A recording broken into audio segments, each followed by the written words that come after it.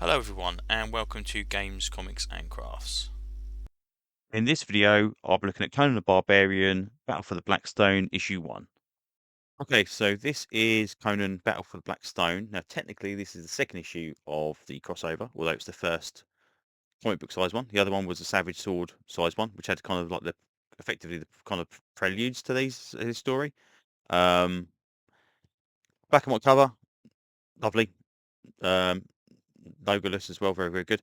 So I originally wasn't too sure if this would be a good idea. It turns out it's actually probably one of my favourite Conan stories they've done so far.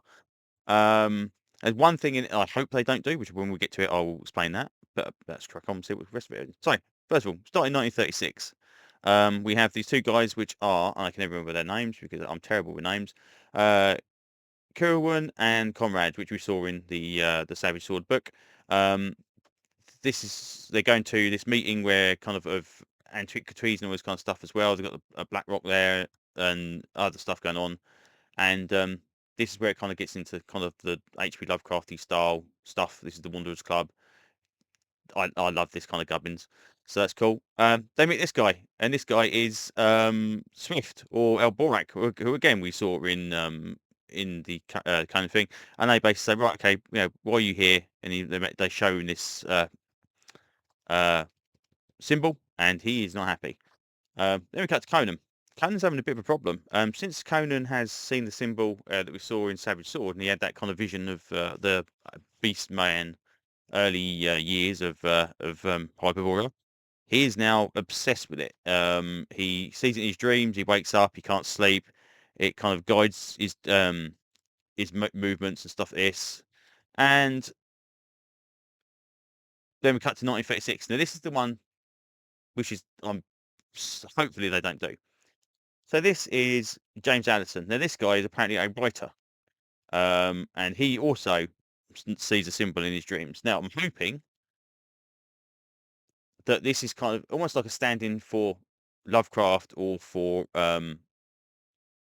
oh my god, I've gone complete blank. Anyway, the right of Conan, Howard. There we go. Jeez, or which is okay because it's not him. But I'm hoping they don't go kind of meta, and it's like all of these are fictional stories, and he's the real guy. And I don't mind him kind of channeling the true story of Conan, and maybe even the kind of having visions of the other stuff. But I really hope they don't go, oh, and they're all fictional characters in my mind, and I hate when they do that.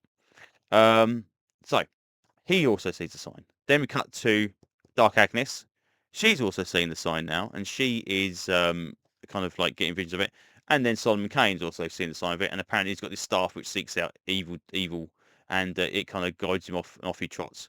Then we cut back to the club again, and he kind of says, "Oh no, I was mistaken. I've never seen it before. Never once, never again." It's like, well, that's odd because you seem to have had a reaction to it. And he basically says, okay, it it won't go, this will not go well. If you see this symbol, it's not going to go well. And we kind of get this really cool thing where it's parallel between Elbelrak and the writer.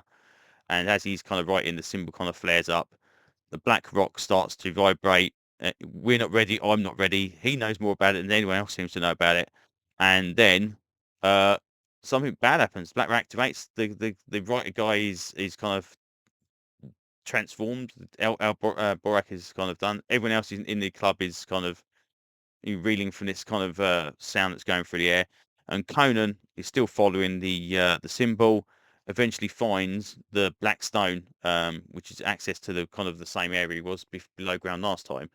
There's picks there. He hacks down all the picks and makes his way inside. And as he does so, he gets a vision of the writer being torn apart. And this vision apparently has got an echo throws, death throws that echo beyond death, and everybody that we've seen previously is affected by this kind of thing. So he's kind of like going through time, and they're all getting affected by this thing. Um, so yeah, I think it's been really good. I love the Lovecraftian kind of stuff in the 30s. As I said, Dark Agnes and Solomon Kane, I don't know much about at all. I'm hoping we get a bit of Brissa in it because obviously Brissa was in the other one, so that'd be nice as well. Maybe she'll team up with Conan. Obviously, it's the same timeline, so it makes sense. but yeah, this has been good. So I'm not quite even sure how long this is going to go for. I don't know if it's a 2, 3, 4 issue story. I'm hoping they're kind of trading this out with the standard Conan, because it's a bit annoying when you've got 1,000 books coming out at the same time. But yeah, that's pretty cool. Then we've got an advert here for the remasters of Conan the Savage Sword. I have 2 of these in pre-order at the moment. They're due next month, I think, or the month after. So when we get round to these, I will be bringing these out and probably compare them to the Epic Collection stuff, because I think the first one I've got is Epic Collection. I think it's that one. I think the Conan Barbarian one, I think, is the first one that came out. But I think the other one's like Volume 9 or something stupid, because that was the first one Titan put out. Um, but yeah, so we'll see what happens with that. But yeah, again, yeah, they're only over a year out date, or whatever it is, since they should have. I think it should have been last August. Anyway, but yeah, Conan, brilliant. Again, consistently fantastic. Um, I mean, I remember hearing stories that they were saying that um,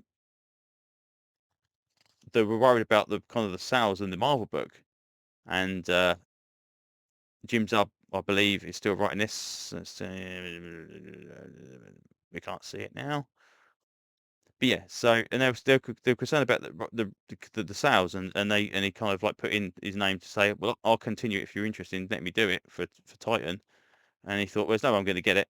And then they said, of course, you're a really good writer for Conan. And they carried on, and I think it's brilliant. This is proper comic book stuff. This is proper decent stuff. So there you go.